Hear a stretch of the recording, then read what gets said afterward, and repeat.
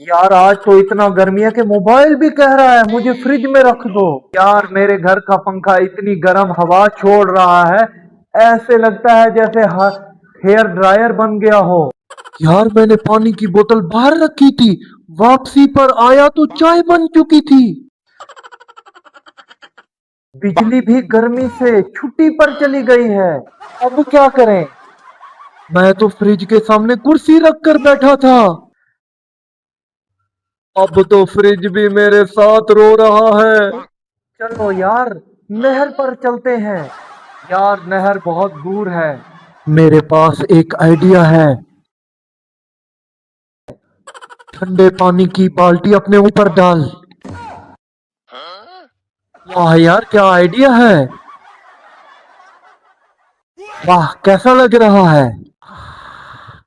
5 second के लिए Switzerland, फिर दोबारा सिंध।